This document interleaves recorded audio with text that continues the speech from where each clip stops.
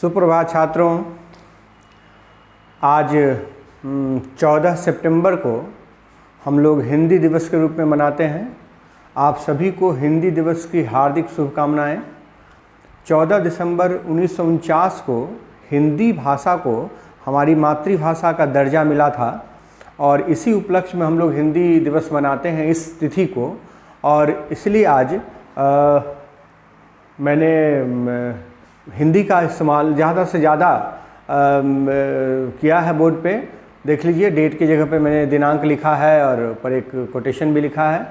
खैर, हम सभी को अपनी मातृभाषा का पूरा सम्मान करना चाहिए और मातृभाषा पे हमें गर्व होना चाहिए। ये बात हुई। मैं आपके सामने फिर से हाजिर हूँ some basic concepts of chemistry के अगला लेक्चर के साथ। मैंने इसमें 3 लेक्चर दिया है और 3 लेक्चर में मैंने ये समझाया है कि केमिस्ट्री का हमारे लाइफ में मानव जाति के लिए क्या इम्पोर्टेंस है। इस यूनिवर्स के शुरुआत से लेके इवन कि हमारे सुबह उठने से लेके रात को सोने तक और हमारी जो भी क्रियाकलाप होती हैं उन सारी की सारी क्रियाकलापों पे केमिस्ट्री, केमिकल कंपाउंड्स का बहुत बड़ा रोल होता है, बहुत बड़ा असर होता है। और हम लोग कहीं से भी अछूते नहीं है। केमिस्ट्री को हम छोड़कर नहीं जी सकते हैं। Everything is based on the chemistry and chemical phenomenon, chemical changes. तो हम लोग इसी कड़ी को आगे बढ़ाते हुए आज के क्लास में आज का टॉपिक है मैटर। मैटर मतलब पदार्थ। तो देखिए, मैटर एक बड़ा ही ब्रॉड सेंस वाला वर्ड है। आपने सुना होगा, आसपास के बातचीत में भी लोग कहते हैं कि मैटर क्या है, क्या मैटर है दो लोगों के बीच में। मैटर जो है वो सॉल्व हुआ कि नहीं, मैटरलाइज हुआ कि नहीं, मैटर उलझ गया। तो ये सब मैटर क्या है। वैसे साइंस में, केमिस्ट्री में मैटर को हम लोग समझते हैं कि वे सारे चीज़ जो जगह छेकते हों, मतलब जो थोड़ा सा स्थान छेकते हों, जिनका एक आयतन होता है, ये सब कहलाते हैं मैटर, पदार्थ। लेकिन अब उस परिभाषा में थोड़ा सा तब्दीली लाया गया, थोड़ा सा सुधारा गया उसको, और कहा यह गया कि दुनिया के वे सारे चीज़ जिनको हमारा सेंस ऑर्गेन्स, या तो एक नहीं तो एक से अधिक सेंस ऑर्गेन्स फील कर सकता है, दैट इज मैटर। और इसके हिसाब से हम अगर देखें तो प्यार, मोहब्बत, घृणा, एहसास, स्मेल, लाइट, ये सब के सब जो है वो मैटर है। क्योंकि लाइट को हम अपने सेंस ऑर्गेन्स से महसूस करते हैं। किस रूप में? हीट के रूप में, उसके कोल्ड के रूप में। तो ये सब हम लाइट को फील करते हैं और ये कहलाया मैटर। ठीक वैसे ही हम अपने सेंस ऑर्गेन्स की मदद से स्मेल को फील करते हैं। तो स्मेल भी जो हुआ एक मैटर हुआ। तो हम लोग जो इसका पारंपरिक परिभाषा है कि वे सारे चीज, a matter is one that can occupy some space and has volume। ये मैटर कहलाता है। लेकिन नए डेफिनेशन में हम लोग कहते हैं इसको दूसरे तरीके से, all those things, all the things that can be felt by our sense organ या organs भी कह सकते हैं, एक भी और एक से ज़्यादा भी, are the matter। तो चलिए, मैटर में बहुत उलझना नहीं है। तो मैटर हम उन सारे चीज़ों को कहते हैं जो हमारा सेंस ऑर्गेन्स फील कर सकता है, महसूस कर सकता है। तो मैटर में हुआ ना कि जैसे हम करते हैं, कोई सॉलिड है, सॉलिड में हो गया आयरन, सॉलिड में हो गया कॉपर, सॉलिड में हो गया लकड़ी, सॉलिड में सॉलिड हुआ। कोई भी सब्सटेंस जैसे अफेक्शन, ये कोई जगह तो नहीं छेकता, और वैसे कहिए तो जगह तो छेकता ही है ना। अगर हम किसी को बहुत किसी से एफिनिटी है तो उसके लिए जगह मन में है थोड़ा सा, तो वह भी जगह छेकता है, वर्चुअली कहिए, वैसे वो दिखता तो नहीं है लेकिन जगह तो छेकता है। लेकिन हम लोग ये कहते हैं कि that is felt by, since they are felt by our sense organs, so they are categorized as the matter. Affection हुआ, हेट हुआ, या स्मेल हुआ, लिक्विड है, गैस है, आप एक और कह सकते हैं लाइट है। इसके अलावे भी बहुत सारी चीज़ें, वे सारी चीज़ें अपार्ट देम मेनी अदर्स, इसके अलावे और भी बहुत सारे, इसके अलावे और भी बहुत सारे, वे सारे चीज़ जो हमारा सेंस ऑर्गन्स फील कर सकता है, हमारा सेंस ऑर्गन्स उसको महसूस कर सकता है, दे आर द मैटर। तो ये मैटर की बात हुई। मैटर केवल इतने डिफिनीशन तक मत सिमट जाइए कि जो स्थान छेकता हो, जिसमें थोड़ा सा आयतन हो, उसको मैटर कहेंगे, उसको पदार्थ कहेंगे, ऐसा हम लोग उसमें न सिमटे और उसको थोड़ा सा ब्रॉड मीनिंग में ले जाएं। तो ये मैटर की बात मैंने आपको समझाई। मैटर का क्लासिफिकेशन किया जाता है दो तरीके से। क्लासिफिकेशन ऑफ मैटर, मैटर का क्लासिफिकेशन दो तरीकों से किया जाता है, सब लोग जानते हैं। एक है फिजिकल क्लासिफिकेशन, फिजिकल क्लासिफिकेशन, और एक है केमिकल क्लासिफिकेशन, एक है केमिकल क्लासिफिकेशन।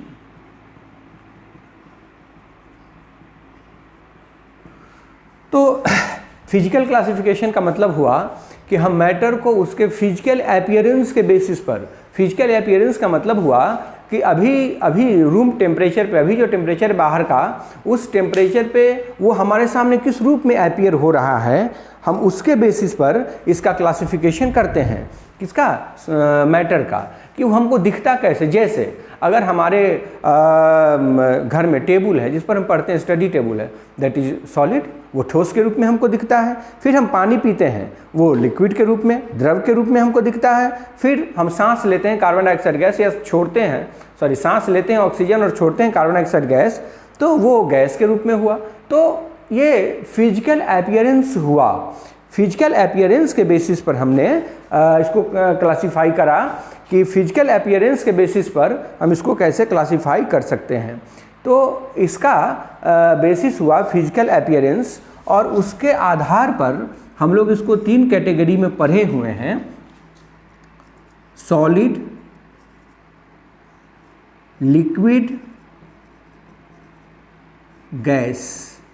ये तीनों जो फिजिकल क्लासिफिकेशन में मैंने किया, ये इसके स्टेट्स कहे जाते हैं। और इसके अलावे और भी कुछ स्टेट्स जो हैं इसके नोन हैं but not well characterized. Plasma हुआ, उसके बाद बोस-आइंस्टीन कंडेंसेट स्टेट हुआ, जिसको फिफ्थ स्टेट ऑफ मैटर कहा जाता है, और एक होता है कोलॉइड। इन सारे के बारे में हम लोग थोड़ी बात समझेंगे।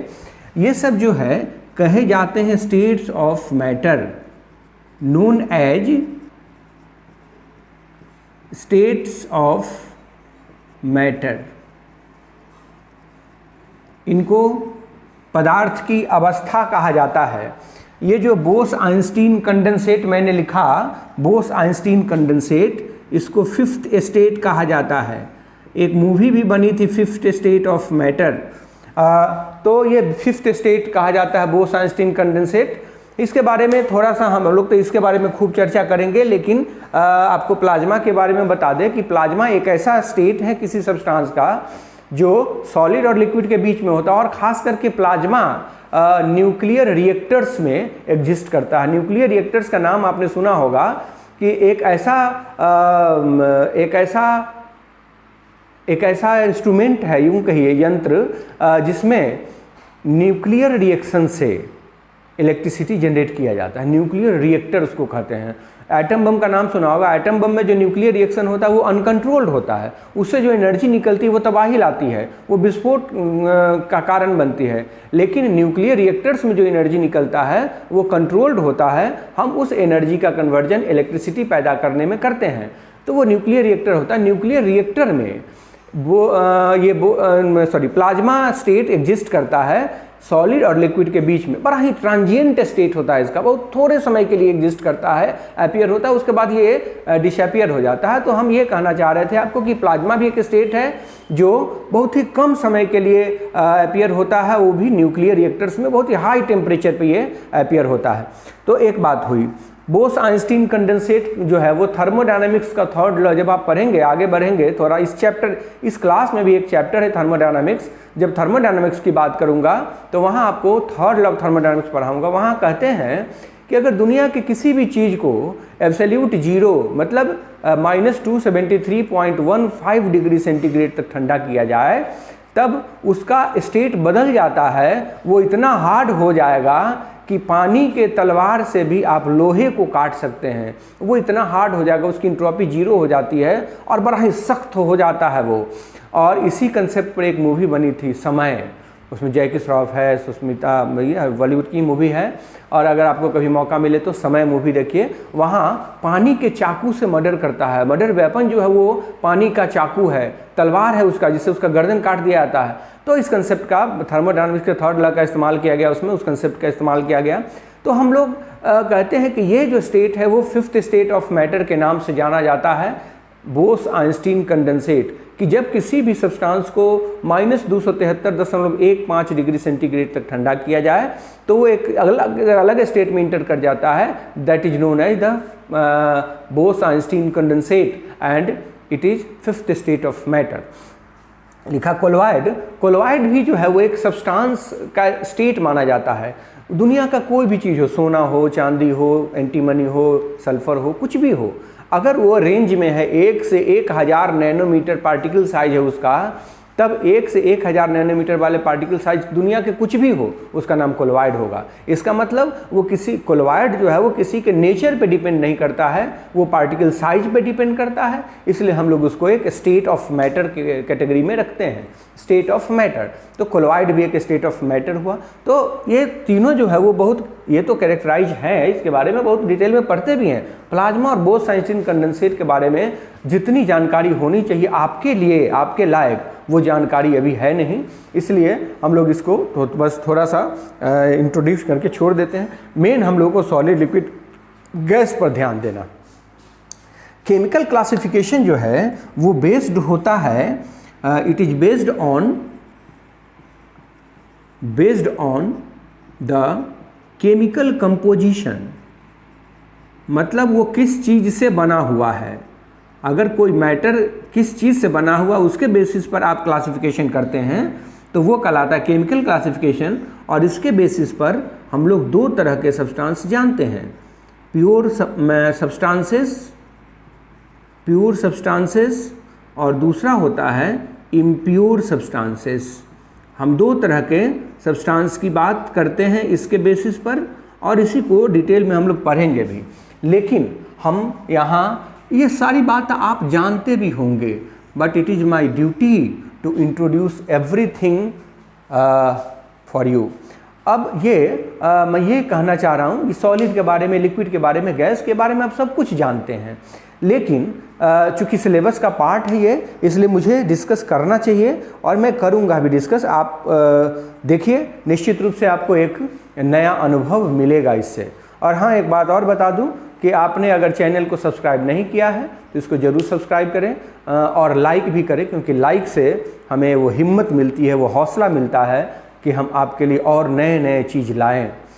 तो हम लोग इसको बारी बारी से देख लें। फिजिकल क्लासिफिकेशन में सॉलिड, हम सॉलिड की बात आपको समझा देते हैं। सॉलिड के बारे में आप बहुत अच्छी तरह से जानते हैं कि सॉलिड जो होते हैं इनका shape and volume shape and volume are fixed. ये दोनों जो होते हैं वो सॉलिड के फिक्स्ड होते हैं। सॉलिड जो होते हैं वो रिजिड होते हैं। सॉलिड जो होते हैं इनकम्प्रेसिबल होते हैं, इनकम्प्रेसिबल होते हैं। सॉलिड जो होते हैं उसमें इंटरमॉलिक्यूलर फोर्स स्ट्रॉन्गर होता है, इंटरमॉलिक्यूलर फोर्स जो है वो स्ट्रॉन्गर होता है। इंटरमॉलिक्यूलर स्पेस जो होता है वो बहुत कम होता है, मिनिमम कह सकते हैं हम इसको, जितना कम से कम पॉसिबल हो वो होता है। तो हम उसको दिखा सकते हैं। ये जो कंस्टिट्यूएंट्स हुए सॉलिड के, इनका क्लोज पैकिंग हम आपको दिखा देते हैं। पैकिंग बड़ी क्लोज होती है। पैकिंग बड़ी क्लोज होने का मतलब हुआ कि सब एक दूसरे के बहुत ही पास होते हैं, और पास होते हैं तो ये जो क्लोज पैकिंग है मैंने जो दिखाया है, close packing in solid, solid में ये क्लोज पैकिंग मैंने दिखाया। और ये जो स्पेस है दैट इज इंटरमॉलिक्यूलर स्पेस, जिसको मैंने IMS लिखा है, और ये क्लोज पैकिंग है। इसको हम कंप्रेस नहीं कर सकते हैं, और सॉलिड बहुत ही हार्ड होते हैं, रिजिड होते हैं। सॉलिड में कहता है कि ये सॉलिड दो तरह का होता है। इसको हम लोग थोड़ा सा जगह ले लेते हैं, मिटा लेते हैं, तब समझाएंगे। सॉलिड के बारे में कुछ और बात कह दीजिए। सॉलिड जो होते हैं वो इनका थर्मल एनर्जी जो एनर्जी ड्यू टू हीट, इसको हम कह सकते हैं this is the energy due to heat is the minimum. इसकी थर्मल एनर्जी बहुत कम होती है। और एक और बात कह दें कि कंस्टिट्यूएंट्स जो होते हैं सॉलिड के, कंस्टिट्यूएंट्स ऑफ सॉलिड के जो एटम्स मॉलिक्यूल्स हैं वो मूव नहीं कर सकते हैं, कैन नॉट मूव। उनका मूवमेंट सीज हो जाता है, वो मूव नहीं कर सकते हैं सॉलिड के कंस्टिट्यूएंट्स। ये सब तो आप बचपन से ही पढ़ते आ रहे हैं।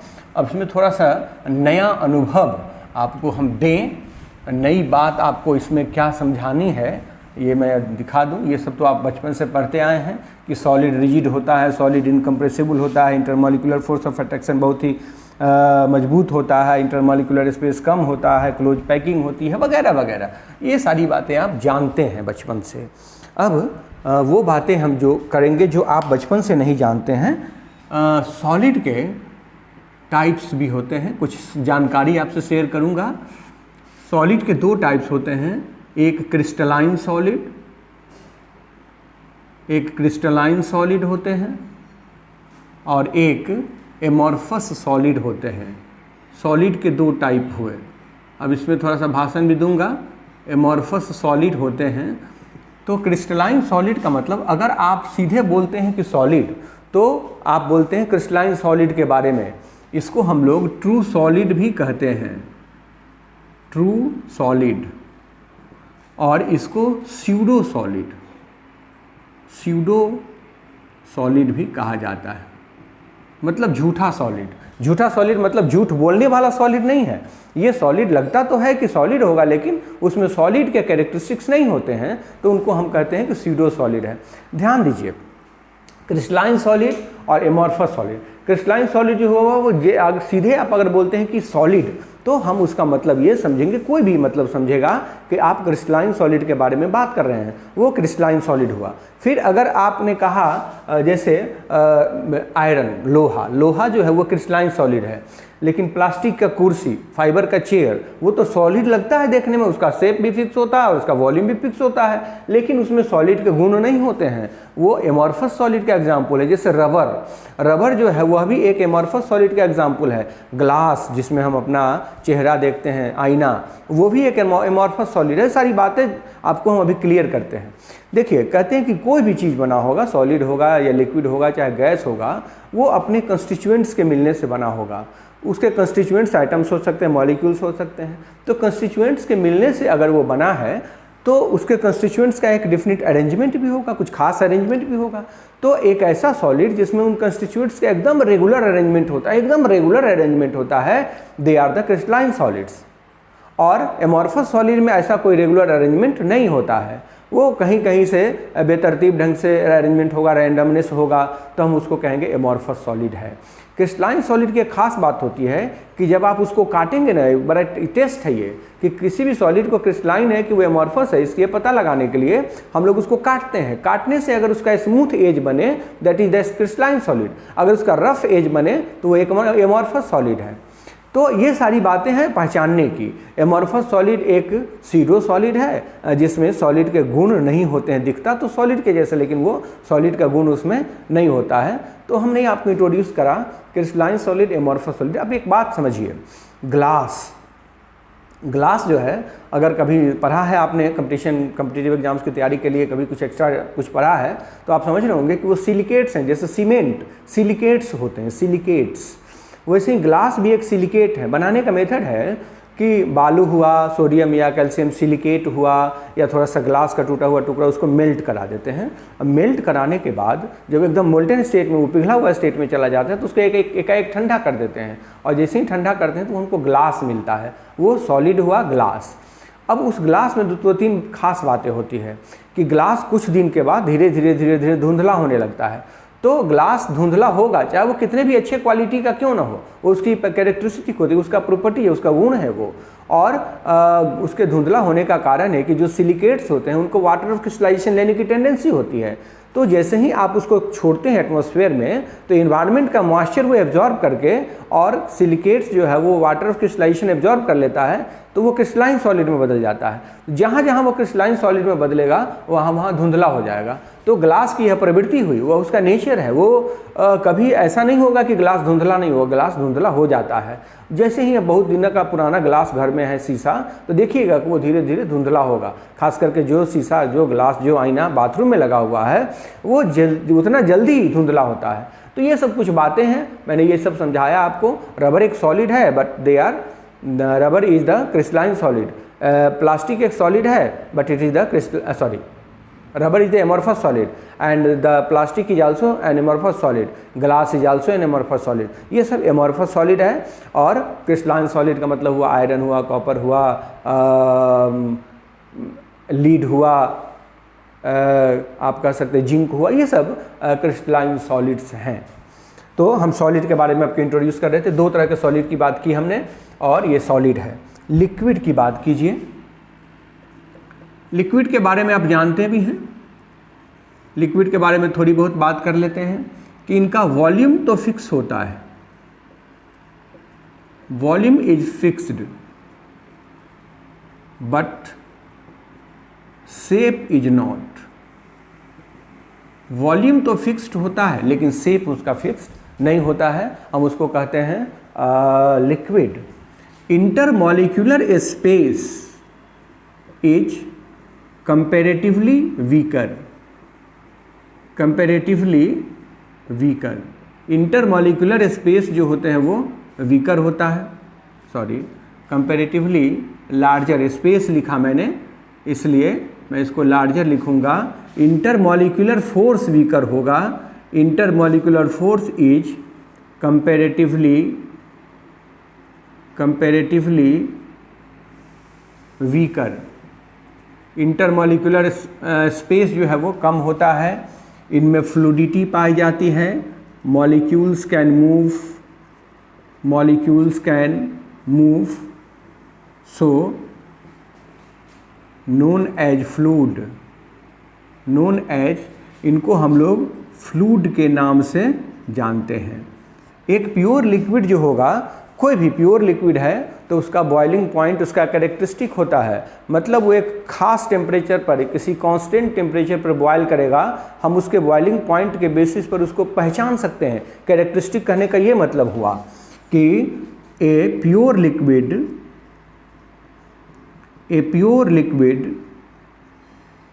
Can be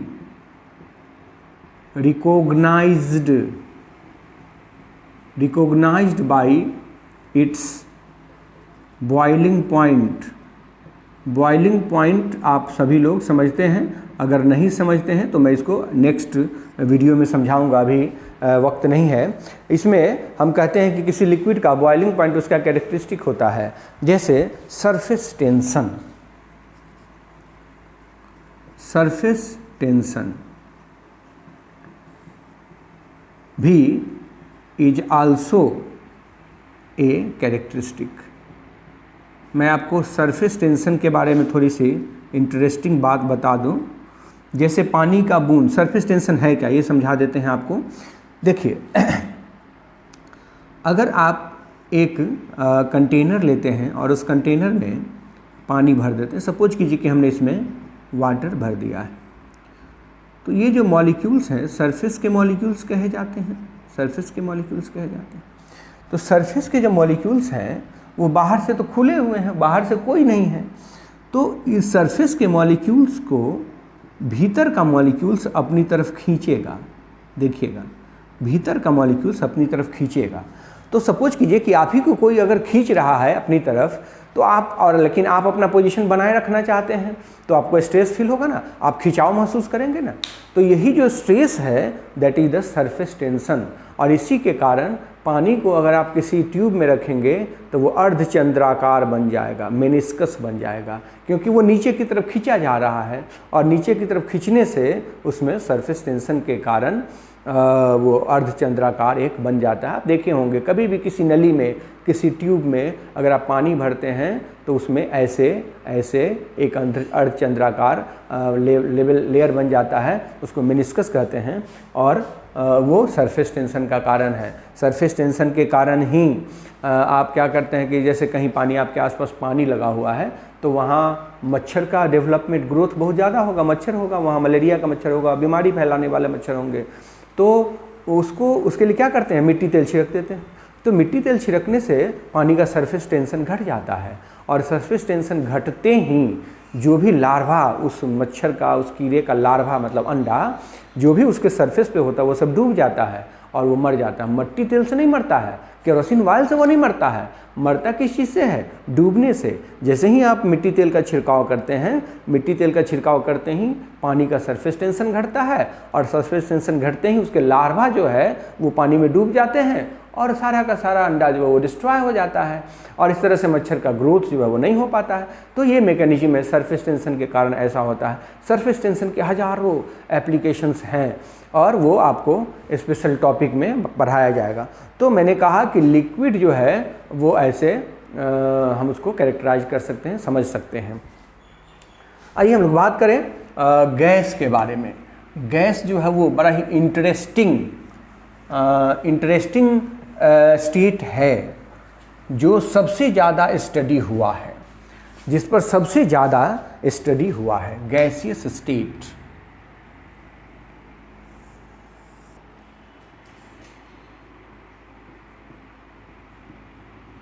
gaseous state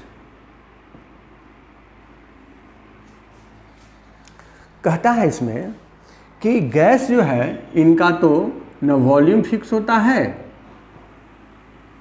neither shape nor volume is fixed. इनका न तो शेप फिक्स्ड होता है और न ही वॉल्यूम फिक्स्ड होता है, तो इनको कहते हैं हम लोग गैस। इसके मॉलिक्यूल्स में intermolecular space large enough, ये बहुत ही ज़्यादा होता है। इंटरमॉलिक्यूलर फोर्स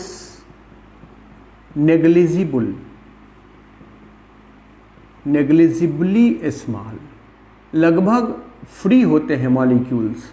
कह सकते हैं कि molecules are almost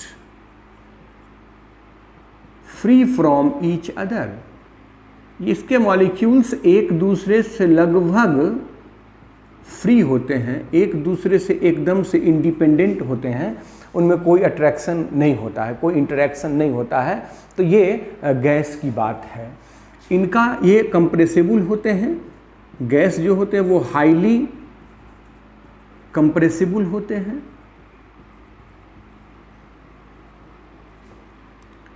it takes the shape of container, ये कंटेनर का शेप ले लेता है, in which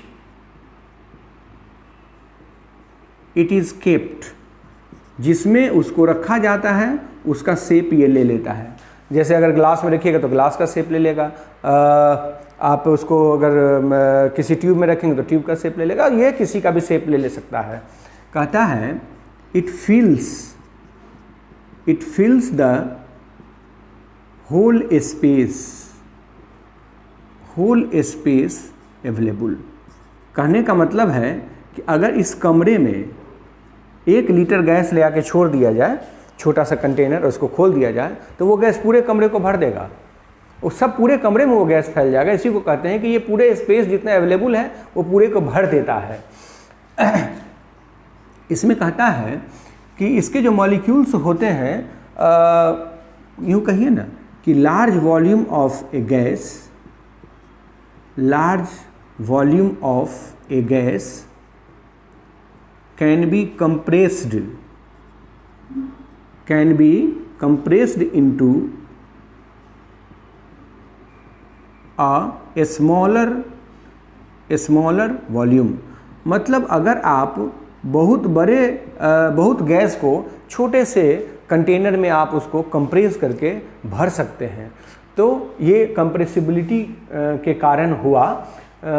हम लोग ये समझते हैं गैस के बारे में। गैस के बारे में एक जुमला और भी कहना चाहते हैं कि गैसियस स्टेट जो है किसी भी मैटर का सबसे ज़्यादा स्टडी किया हुआ स्टेट है। मतलब इससे ज़्यादा स्टडी दुनिया के किसी भी स्टेट पर नहीं हुआ जितना गैस पर हुआ। तो हम ये कह सकते हैं कि gaseous state is the most studied state of matter. ऐसा क्यों हुआ? तो इसके बारे में समझ लीजिए कि आप ही अपने जनरल लाइफ से उसको जोड़िए कि जब आप मैथमेटिक्स पढ़ने बैठते हैं या केमिस्ट्री पढ़ने बैठते हैं, फिजिक्स पढ़ने बैठते हैं, उसका न्यूमेरिकल बनाते हैं, और अगर वो न्यूमेरिकल तुरंत आपसे सॉल्व हो रहा हो तो आपकी हिम्मत बढ़ती है, आपका हौसला बढ़ता है और आप बहुत सारा सवाल बना देते हैं, बहुत इंटरेस्ट उसमें आता है। ठीक इसी तरीके से अगर गैस को गर्म किया जाए उसका वॉल्यूम बढ़ेगा, ठंडा किया जाए या उसको कंप्रेस किया जाए वॉल्यूम घटेगा। मतलब टेम्परेचर और प्रेशर से सबसे ज़्यादा असर जो है वो गैस पर होता है। वो बहुत जल्दी इफेक्टेड हो जाते हैं, तो लोगों को मज़ा भी आता है कि कुछ किया और नज़र आ गया फ़र्क, इसलिए इसमें ज़्यादा इंटरेस्ट लोगों को आता है और इस पर सबसे ज़्यादा स्टडी भी हुआ है। और स्टडी हुआ है तो आपके लिए बहुत सारा टास्क भी छोड़ गए लोग, जिन्होंने स्टडी किया वो आपके लिए बहुत सारा काम भी छोड़ गए। तो उन कामों को हम लोग लॉ के बारे में, लॉ के नाम से जानते हैं, law of gases, gaseous law उसको हम लोग कहते हैं, जिसमें बॉयल्स लॉ, चार्ल्स लॉ वगैरह वगैरह आता है। ये एक अलग चैप्टर में पढ़ना भी है, लेकिन मैं यहाँ इसलिए पढ़ा रहा हूँ कि मुझे मोल कंसेप्ट में इन सारे फार्मूलाई का इस्तेमाल करना है जो मैं अभी आपको दिखाने वाला हूँ। ये जो गैसेस स्टेट है आपका 5वां चैप्टर, पहला हो गया सम बेसिक कंसेप्ट, दूसरा हो गया एटॉमिक स्ट्रक्चर, तीसरा हो गया पीरियोडिक क्लासिफिकेशन, चौथा हो गया केमिकल बॉन्डिंग, 5वां चैप्टर स्टेट्स ऑफ मैटर है, जिसमें 2 स्टेट्स के बारे में पढ़ने हैं डिटेल में। पहला स्टेट है लिक्विड स्टेट, दूसरा है गैसेस स्टेट। सॉलिड स्टेट के बारे में जैक बोर्ड में अभी भी 12th में है, लेकिन CBSE ने उसको 11th में कर दिया है। खैर जहाँ भी कर दिया है, लेकिन पढ़ना है तो हम लोगों को तीनों स्टेट के बारे में इसी में पढ़ लेना है। और हम लोग अभी जो बात करने वाले हैं law, gaseous law, gaseous law.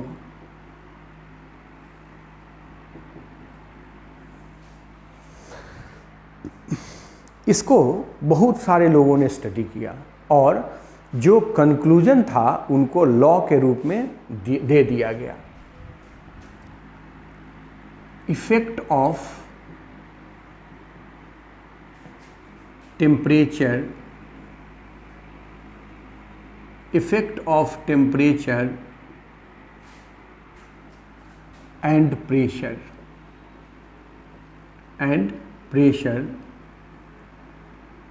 is given in the form of law.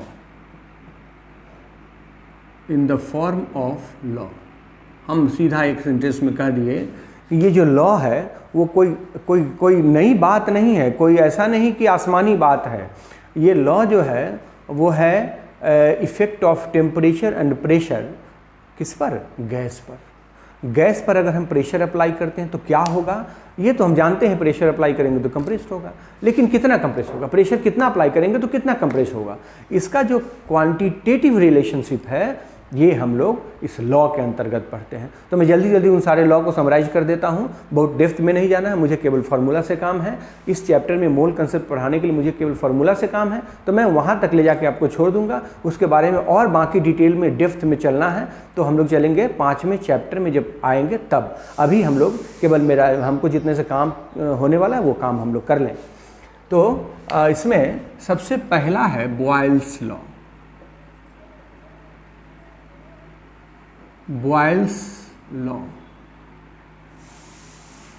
Law में कहता है कि दिस इज द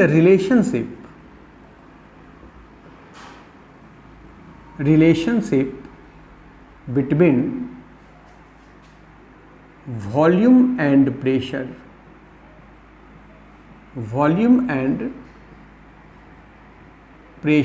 अप्लाइड। जितना प्रेशर आप अप्लाई करते हैं, बॉयल ने स्टडी किया कि जब हम प्रेशर बढ़ाते हैं तो वॉल्यूम घट जाता है, जब प्रेशर घटाते हैं तो वॉल्यूम बढ़ जाता है। आखिर ऐसा क्यों होता है? तो आप यूँ समझ लीजिए कि आप भी अगर कोई एक्सपेरिमेंट करेंगे और वहाँ दो वेरिएबल्स है, जैसे टेम्परेचर और प्रेशर दोनों, और दोनों का असर हो रहा है गैस पे, तो आपको एक को कांस्टेंट करना पड़ेगा। आप टेम्परेचर कांस्टेंट रखिए और प्रेशर को बढ़ाइए घटाइए तो आपको सही केवल प्रेशर का असर नजर आएगा। अगर आप टेम्परेचर को कांस्टेंट नहीं करते हैं तो दोनों के कारण आपको असर पड़ेगा, तो किसके कारण कितना असर पड़ा ये आपको पता नहीं चलेगा। तो बॉयल ने भी क्या किया कि टेम्परेचर को कांस्टेंट करा, और टेम्परेचर को कांस्टेंट करने के बाद उन्होंने देखा कि प्रेशर बढ़ाने से वॉल्यूम घट जाता है। तो कहा कि volume is inversely proportional to pressure at the constant temperature. इस लॉ का कहना है कि वॉल्यूम इज इन्वर्सली प्रोपोर्शनल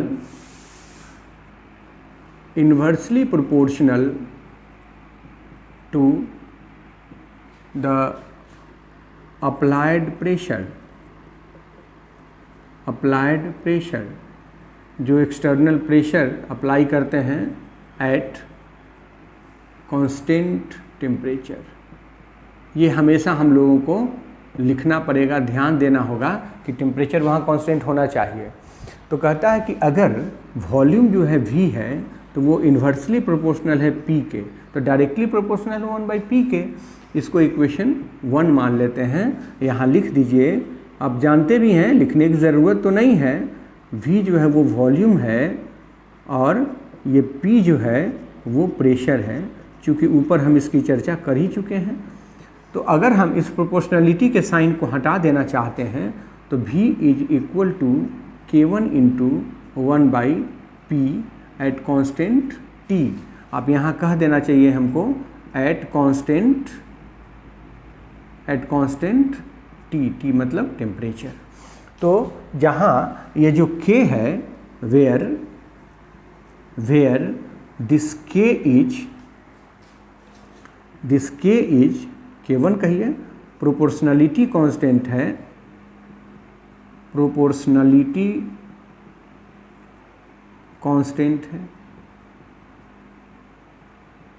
ये प्रोपोर्शनलिटी कांस्टेंट है। तो हम कहीं भी प्रोपोर्शनलिटी साइन को हटाना चाहते हैं तो वहाँ एक कांस्टेंट से गुना करना होता है, आप जानते हैं ये बात। तो ये हुआ। हम लोग ये जानना चाहते हैं कि v डायरेक्टली प्रोपोर्शनल है 1/p के, तो अगर हम इसको रीअरेंज कर दें तो pv बराबर k1 लिख सकते हैं ना, इक्वेशन 3। इसका मतलब हुआ it means pressure into volume बराबर कांस्टेंट, चाहे किसी भी कांस्टेंट एट कांस्टेंट टेम्परेचर, किसी भी गैस का प्रेशर और वॉल्यूम का जो प्रोडक्ट होगा वो हमेशा कांस्टेंट होगा। तो सपोज कीजिए इसी को हम आगे बढ़ाते हुए सपोज करिए, suppose at pressure P1 and temperature T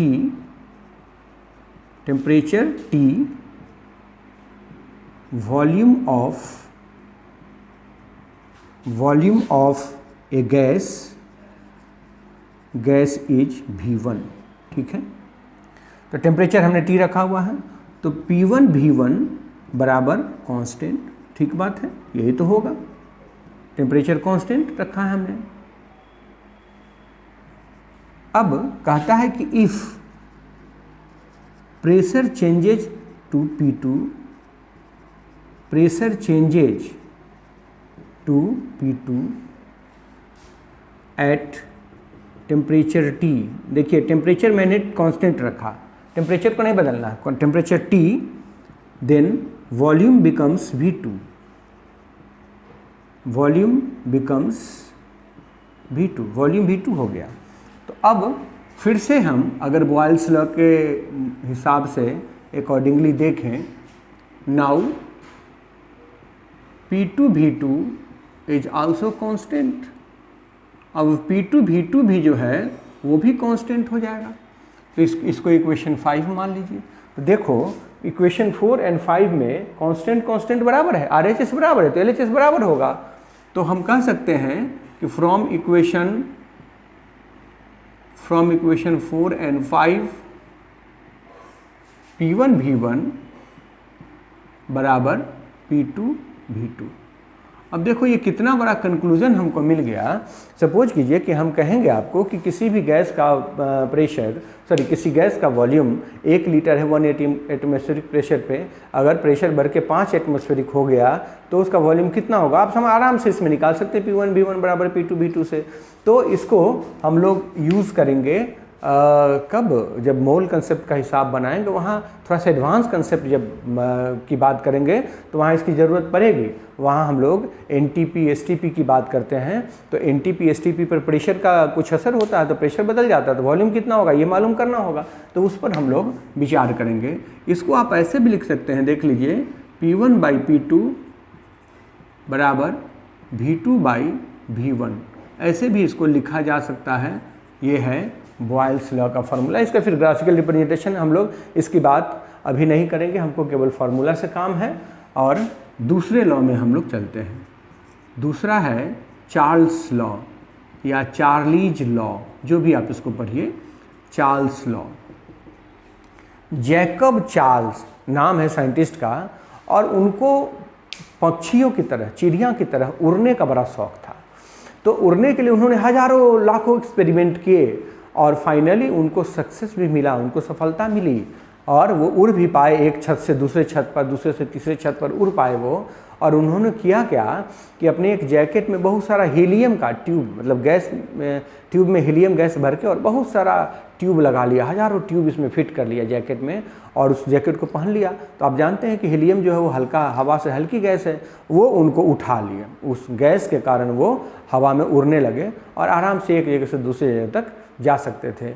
तो उन्होंने ही ये एक्सपेरिमेंट किया था और उन्होंने इफ़ेक्ट देखा टेम्परेचर का इफ़ेक्ट देखा, quantitative effect of temperature, quantitative effect of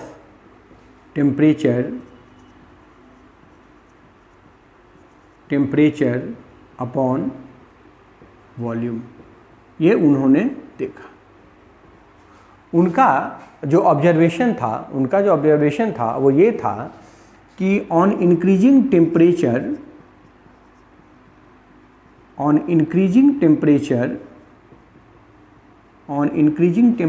by 1 degree centigrade, ध्यान दीजिएगा, 1 डिग्री सेंटीग्रेड अगर टेम्परेचर बढ़ाया जाए तो कहता है कि volume of A gas increases by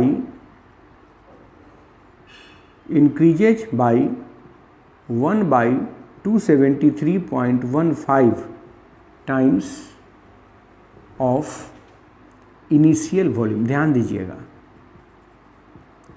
initial volume का 1/273.15 गुना वॉल्यूम बढ़ जाएगा। यही कहता है कि अगर हम टेम्परेचर, इसका बहुत सारा एविडेंस उनको मिला, आप भी देख सकते हैं कि गर्मी के दिनों में धूप में जब साइकिल बाहर लगा देते हैं तो गर्मी के कारण टायर बर्स्ट कर जाता है। इसका मतलब उसके अंदर प्रेशर बढ़ता होगा, तो प्रेशर बढ़ा तो टायर बर्स्ट कर गया। मतलब टेम्परेचर बढ़ाने से गैस का वॉल्यूम बढ़ता है। और कितना बढ़ता है? अगर 1 डिग्री सेंटीग्रेड टेम्परेचर बढ़ाएंगे तो वॉल्यूम बढ़ेगा 1/273.15 ऑफ द इनिशियल वॉल्यूम। तो इतना बढ़ता बहुत कम है, लेकिन बढ़ता है। इसमें उन्होंने एक कंक्लूजन निकाला, कैलकुलेट किया कि कितना वॉल्यूम बढ़ रहा है। तो इसी को थोड़ा सा मैथमेटिकली हम लोग देखना चाहेंगे, ताकि हमें चाहिए क्या? फार्मूला। हमें चाहिए फार्मूला, और उस फार्मूला को हम पाना चाहते हैं। और देखिए कैसे पा लेंगे फार्मूला।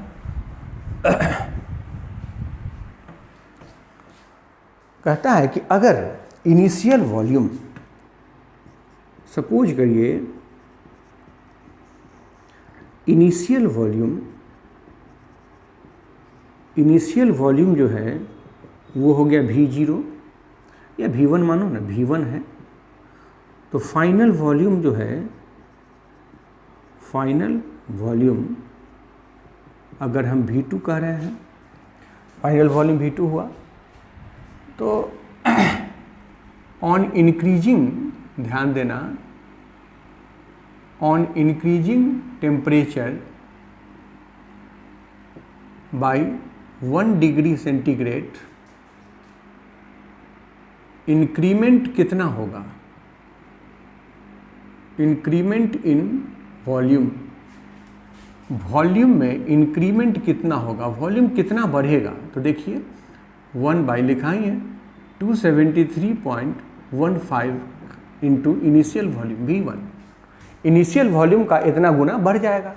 तो अब फाइनल वॉल्यूम जो हुआ, फाइनल वॉल्यूम जिसको हम क्या कह रहे हैं V2, वो क्या हुआ? पहले से तो V1 था और बढ़ा कितना? V1 by 273.15। यही फाइनल वॉल्यूम हुआ। अब कहता है कि ये तो 1 डिग्री से बढ़ाया है, 2 डिग्री से बढ़ाएंगे तो क्या होगा? यहाँ 2V1 हो जाएगा। 3 डिग्री से बढ़ाएंगे तो 3V1 हो जाएगा। और अगर T डिग्री बढ़ा दिया तो V1 इंटू T डिग्री हो जाएगा। यही तो होगा। तो हम कहेंगे सिमिलरली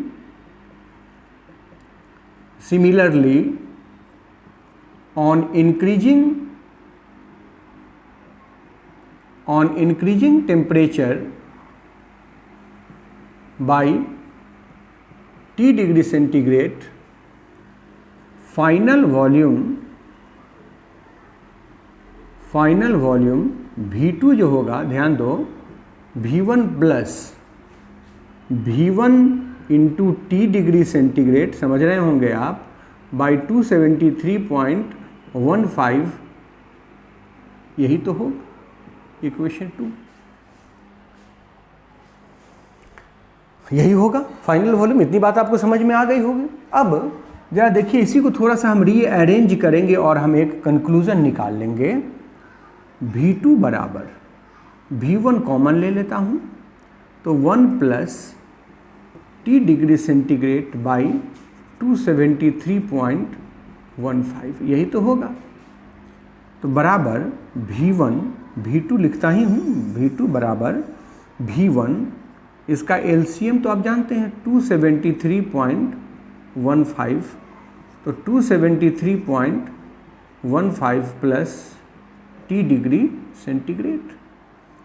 तो अब इसको V2 बाई V1 हो जाएगा बराबर 273.15 plus T degree centigrade by 273.15, यही होगा। हम इसको इक्वेशन 3 मान रहे हैं। अब देखिए यहाँ पर hair we can define a new scale of temperature known as Kelvin. एक स्केल हम लोग डिफाइन कर सकते हैं 273.15 प्लस T डिग्री सेंटीग्रेड बराबर केल्विन। देखो यहीं से केल्विन का जन्म हुआ है, केल्विन यहीं से निकला है। और यहाँ पर हम इसको 273.15 डिग्री सेंटीग्रेड माइनस इसी को कहा जाता है 0 केल्विन। हम आपको इसका ग्राफ दिखाएंगे, समझाएंगे, इसका ग्राफ प्लॉट करेंगे क्योंकि इसमें कुछ राज की बात है। तो ये केल्विन हमने एक नया स्केल यहाँ डिफाइन करा है कि हम केल्विन जो थर्मोडायनेमिकल स्केल कहलाता है, जो ऐसा यूनिट है टेम्परेचर का, आप जानते हैं केल्विन यहीं से निकला है चार्ल्स लॉ से। और हम इसको आपको ग्राफ से समझाएंगे भी, थोड़ा सा 5 मिनट वक्त लेंगे, हम इसको ग्राफ से भी आपको समझाएंगे। तो ये हमने दिखाया। अब कहता है कि अगर इफ़ 273.15 ये जो है वो इनिशियल टेम्परेचर, हम मान लें इसको इनिशियल टेम्परेचर जिसको हम T1 कहते हैं, तो 273.15 प्लस T डिग्री सेंटीग्रेड ये जो होगा वो तो T2 होगा, जो कि फाइनल टेम्परेचर हुआ, फाइनल टेम्परेचर। तो अब हम इस इक्वेशन को लिख सकते हैं नाउ V2/V1 बराबर T2/T1। देखो ये इक्वेशन हमको मिल गया, बहुत बड़ा कंक्लूजन मिला। और इसको हम ऐसे लिख सकते हैं, it means volume is directly proportional to temperature. इसको हम लोग ऐसे लिख सकते हैं, V is directly proportional to temperature, volume directly proportional है टेम्परेचर के, मतलब टेम्परेचर बढ़ाएंगे तो वॉल्यूम बढ़ेगा। और यही कहलाता है Charles law. This is the Charles law.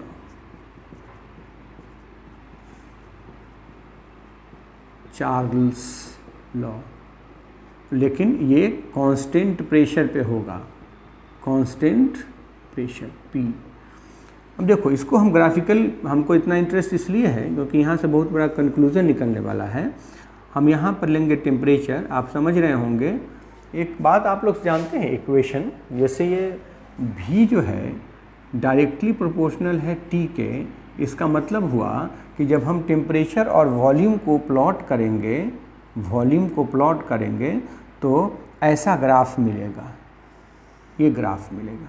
देखो ये 0 डिग्री सेंटीग्रेड है और इधर प्लस हुआ, इधर माइनस हुआ।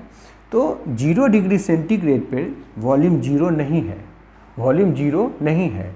वो 0 कहाँ होगा? तो देखिए इसको हम प्लॉट करते हैं, एक्स्ट्रा पोलेट करते हैं पीछे, और यहाँ आकर 0 हुआ। ये है -273.15 डिग्री सेंटीग्रेड, जिसको 0 केल्विन माना गया है। और इसी को कहते हैं absolute zero temperature, absolute zero, निरपेक्ष शून्य। नाम अगर कभी सुने हैं तो यही है निरपेक्ष शून्य। इसका यह मतलब हुआ कि दुनिया का कोई भी गैस इस टेम्परेचर पर एग्जिस्ट नहीं करेगा, उनका वॉल्यूम 0 हो जाएगा। इसी को कहते हैं निरपेक्ष शून्य, एब्सोल्यूट ज़ीरो टेम्परेचर। ये है एब्सोल्यूट ज़ीरो टेम्परेचर। और मैंने ये दिखा दिया आपको ग्राफ से, ये एक्सपेरिमेंटल रिजल्ट है कि जब हम टेम्परेचर और वॉल्यूम को प्लॉट करते हैं प्रेशर कांस्टेंट करके, तब कहता है कि ये जो वॉल्यूम है वो 0 डिग्री सेंटीग्रेड पर कभी 0 नहीं होता है। वो 0 कब होता है? जब उसको एक्स्ट्रापोलेट करते हैं -273.15 डिग्री सेंटीग्रेड पे। मतलब वहाँ जाते जाते दुनिया का सारा गैस किस में बदल जाएगा? सॉलिड में बदल जाएगा। और आपको एक बात और जानकारी दे दूं कि केल्विन कभी निगेटिव नहीं हो सकता है। इसका मतलब हुआ कि दुनिया में किसी भी कोना में, इस धरती के किसी भी कोना में टेम्परेचर -273.15 डिग्री सेंटीग्रेड से नीचे नहीं जा सकता है। अगर कोई आपको कहता है कि वाशिंगटन में तूफान आया और उसका टेम्परेचर -350 डिग्री सेंटीग्रेड हो गया, तो या तो वो बेवकूफ़ नहीं तो आपको बेवकूफ़ बना रहा है। क्योंकि दुनिया के किसी भी कोने में चले जाइए, temperature minimum temperature -273.15 degree centigrade होगा, जिसको 0 केल्विन कहते हैं। और इसलिए कहा जाता है कि kelvin can not be negative, कभी भी केल्विन निगेटिव में नहीं आएगा, वो संभव ही नहीं है। और इसलिए हम लोग उस बात को ध्यान में रखें कि अगर कोई हमको कहता है कि -400 डिग्री सेंटीग्रेड टेम्परेचर हो गया, तो वो आपको बेवकूफ़ बना रहा है। क्योंकि धरती पर मिनिमम टेम्परेचर -273.15 डिग्री सेंटीग्रेड ही संभव है। तो चलिए अब अगले वीडियो में हम आपको और भी इंटरेस्टिंग बातें बताएंगे। एक लॉ मुझे और उसमें पढ़ाना है, एवोगाड्रो लॉ, और उसके बाद हम लोग चलेंगे केमिकल क्लासिफिकेशन, जिसमें एलिमेंट है, कंपाउंड्स हैं, मिक्सचर्स हैं, उन सारी बातों में बहुत सारी इंटरेस्टिंग बात जो आप नहीं समझे जानते होंगे अभी तक, उन सारी अभी आपने देखा कि इसमें बहुत सारी बात आप नहीं जानते थे सॉलिड लिक्विड गैस में। उसी तरीके से एलिमेंट्स और कंपाउंड्स मिक्सचर में भी आप बहुत सारी ऐसी बात है जो नहीं जानते हैं, और हम उन सारी बातों को आपके सामने रखेंगे नेक्स्ट क्लास में। और इसका जो मेन अभी तो इंट्रोडक्टरी चैप्टर चल रहा है, ये रिवीजन समझिए एक तरह से, और ये सिलेबस का पार्ट है, चैप्टर का पार्ट है, इसलिए मैं इसमें इंटरेस्ट आपको जगा रहा हूँ। इसके बाद मेन जो टॉपिक है वो तो मोल कंसेप्ट है, लेकिन शुरू होता है एटॉमिक मास यूनिट से, और वो 9th क्लास में आपने पढ़ा भी होगा। लेकिन मैं वहाँ 9th क्लास की बात नहीं करता हूँ, यहाँ मैं एक नए तरीके से शुरू करूँगा उसको, और आपको बड़ा मज़ा आएगा उसको पढ़ने में, ये मेरी गारंटी है। तो आज का वीडियो बहुत लंबा हो रहा है, इसको हम लोग यहीं छोड़ते हैं। लाइक बटन दबाना ना भूलेंगे। धन्यवाद।